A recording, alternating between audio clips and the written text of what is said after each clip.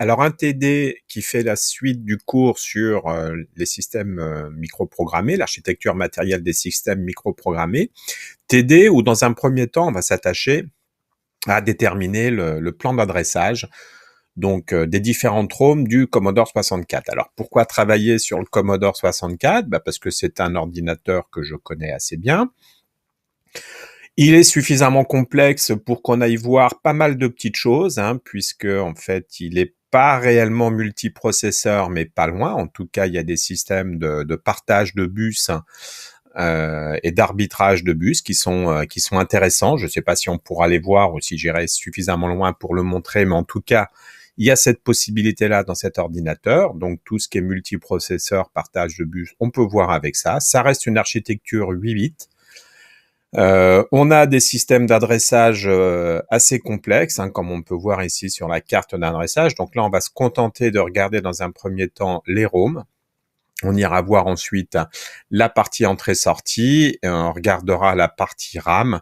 Et déjà, si on a compris tout ça, on est bien. On regardera donc après le fonctionnement au niveau des systèmes de bus de la partie vidéo.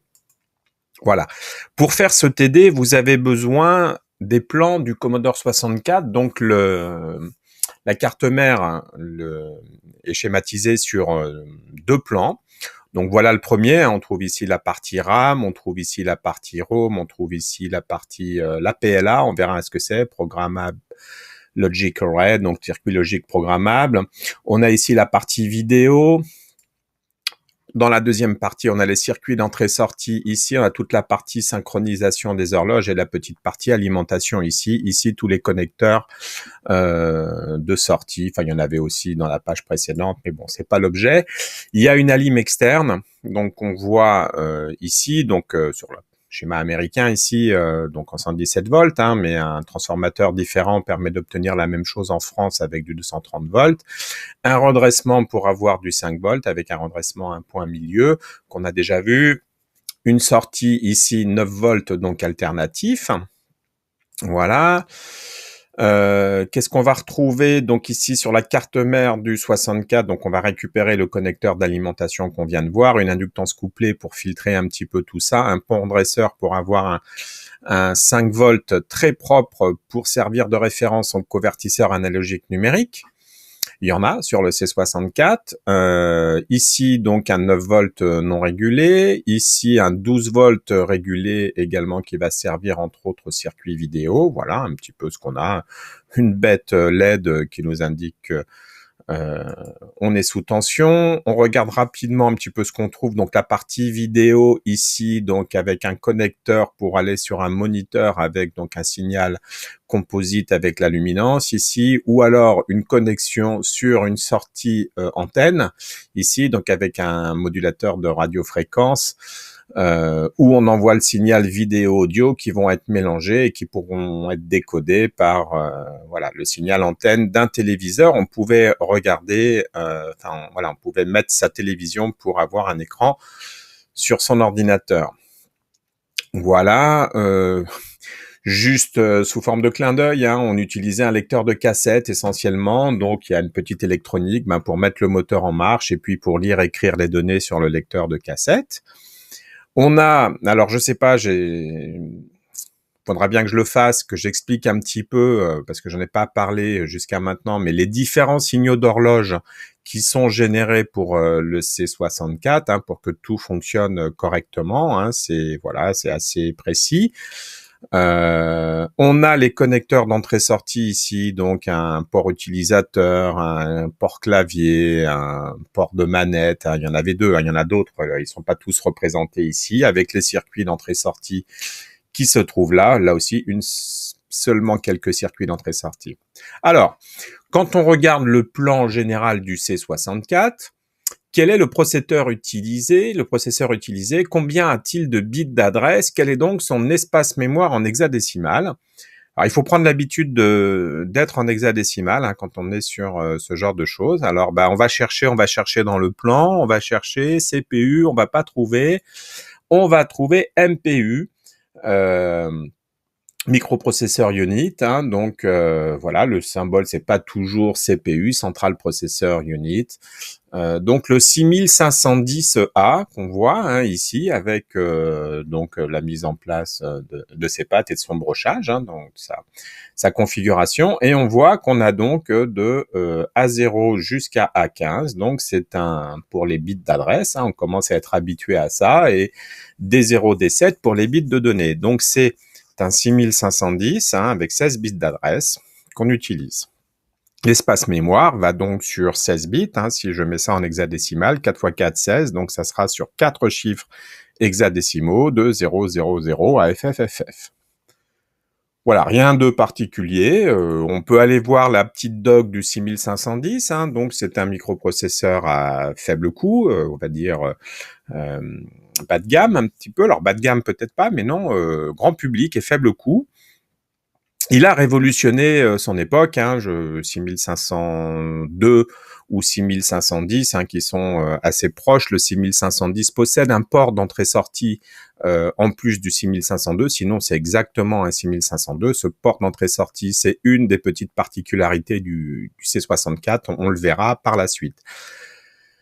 Donc ce 6502, il a été utilisé dans les premiers Atari 2600, il a été utilisé sur l'Apple II par exemple, il a été utilisé, voilà, c'est le Commodore 64 évidemment, le VIC-20, toute la génération Commodore, le 128 aussi, le plus 16, le plus 4, je sais plus, le C16 et le plus 4, oui c'est ça, enfin voilà, il y a toute une génération d'ordinateurs, le Atmos aussi, qui ont été utilisés sur 6502. C'est toute une génération de personnes qui ont démarré avec ce microprocesseur qui était vraiment révolutionnaire. Je prépare entre parenthèses une vidéo sur l'histoire de Commodore et en particulier c'est Commodore hein, qui est à l'origine de ce microprocesseur. Voilà. Donc le bus d'adresse c'est sur 16 bits, hein, le bus de données est sur 8 bits, hein, quand on le voit sur le côté, il n'y a pas de souci. Voilà. Donc on a quelques pattes supplémentaires, donc un signal AEC sur lequel je reviendrai plus tard. Donc des entrées-sorties, c'est ça qui est intéressant. Donc le port P0, P7 qui est intégré au microprocesseur. Donc on a un circuit d'entrée-sortie en plus du microprocesseur. Donc sur le même composant qui permet d'accéder. Alors il y a des histoires de page 0 qui permet d'augmenter les performances. En tout cas, on peut très très rapidement modifier l'état des ports P0, P7 de ce microprocesseur. Voilà. On verra à quoi ça peut servir un petit peu plus tard. Alors, on a bien sûr l'ordre lecture-écriture hein, qui est généré. Alors, la petite question, on trouve 3 ROM dans ce système, Basic ROM, Kernel ROM, Character ROM, définition graphique des caractères, hein, les routines système pour le kernel, et l'interpréteur basique pour Basic ROM. Alors, quelle est la taille en kilooctets de chacune de ces ROM? Donc, il faut les chercher encore une fois sur le circuit, sur le schéma, pardon, et on va trouver ces éléments-là, donc Basic ROM, Kernel ROM et Character ROM. Alors, on va compter, hein, de A0 jusqu'à A12, de A0 jusqu'à A12, de A0 jusqu'à A11. Donc, on va voir A10, 1 kilooctet, A11, 2 kilooctets, A12, 4 kilooctets. Normalement, ça doit nous faire quelque chose comme ça. Attention, si je pars de A0, je vais avoir plutôt 8 et 4 kilooctets pour l'ensemble de mes 2 ROM. Alors, voilà, la basique de 0 à 12, ce qui me fait 8 kilooctets. Le kernel A0 à 12, ce qui me fait encore 8 kilooctets, et la définition des caractères de A0 jusqu'à 11, ce qui me fait 4 kilooctets. Voilà, donc c'est là-dedans que sont stockées les principales routines du fonctionnement de la bestiole. Alors, quels sont, dans ces ROM, hein, on va les activer par un niveau logique bas. Alors, on a vu ça dans le cours précédent. Hein, il faut pas on voit bien, elles sont en parallèle hein, sur le bus d'adresse. Et ici, on voit en haut le bus de données. Et tout ça, c'est en parallèle. Hein. Donc, on doit avoir qu'une seule ROM qui répond à la fois. Sinon, il y a conflit. Et donc, on active ces circuits avec un niveau logique bas sur les entrées CS. Hein, donc ici, il y en a 2. Il y a CS2, CS1. Sur celle qui est plus petite, il y a des pattes de disponibles.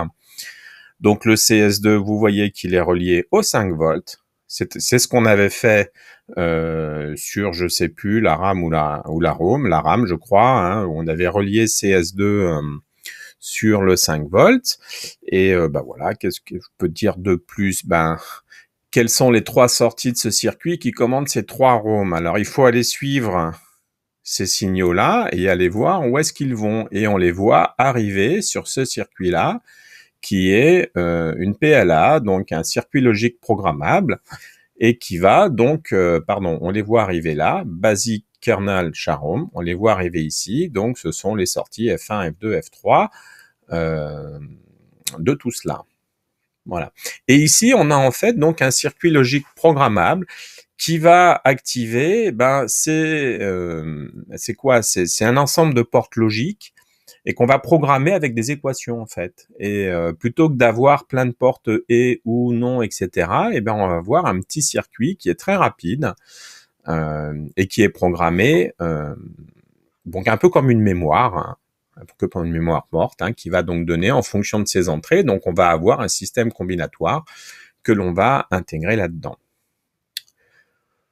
Voilà, bon. Donc ça, c'est ce qu'on avait vu, hein, U3, etc. Alors, d'où proviennent les signaux low RAM, high RAM et char enable? Alors, bien sûr, hein, l'idée, c'est de regarder un petit peu tout ce qu'on a en entrée ici. Hein. Donc, on a du CAS, je vais pas en parler, je vais parler du low RAM, je vais parler du high RAM, je vais parler de ces 3 signaux-là. Je vais pas parler de ça, on va parler un petit peu de ces signaux-là. Là, on voit le bus d'adresse, hein, c'est les adresses qui sont peut-être disponibles. Et puis, on va parler de ces signaux-là. Alors, les autres, là, pour en parler, BA, AEC, VA13, VA12, et puis CAS, ça, il faudra que je rentre un petit peu dans, plus spécifiquement, les timings mémoire et le circuit d'interface vidéo. Donc déjà, on aura quand même vu une bonne partie de ce qu'on a ici en regardant ça. Alors, d'où proviennent ces signaux-là?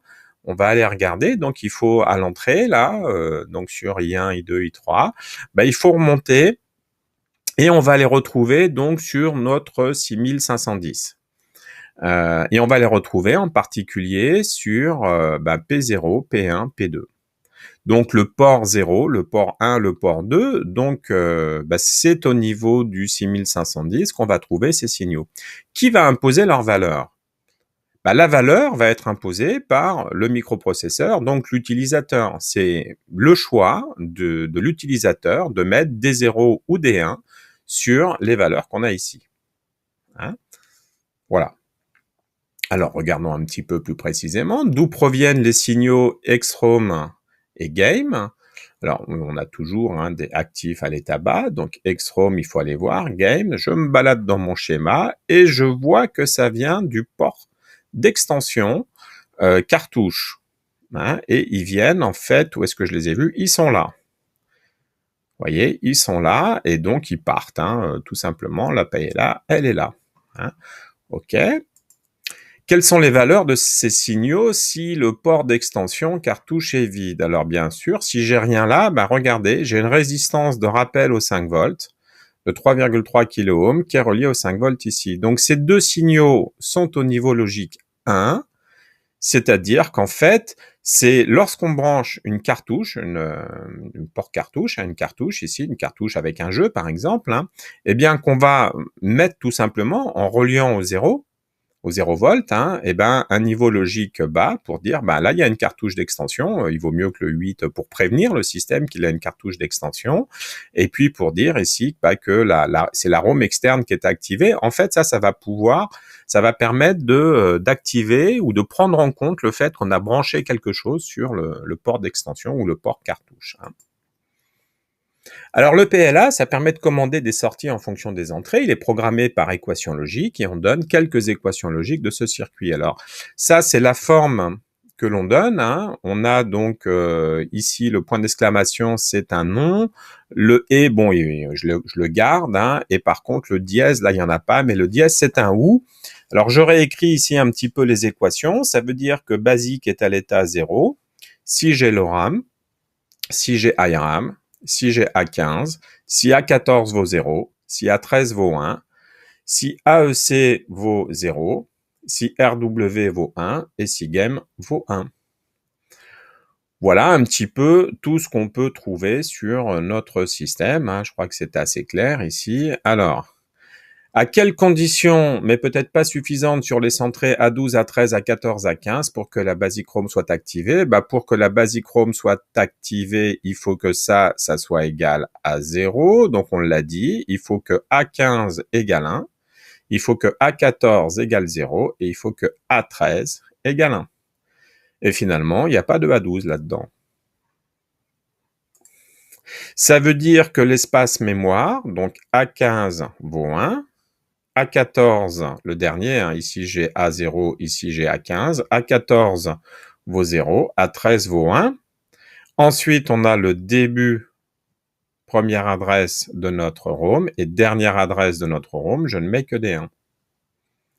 Ce qui me fait la de $A000. Alors là, hein, si je convertis ce premier quartet ici dans son équivalent hexadécimal, j'ai le A. Et là, j'ai le B. J'ai rajouté 1. Hein. D'accord? Après, il n'y a que des 1, donc c'est FFFF.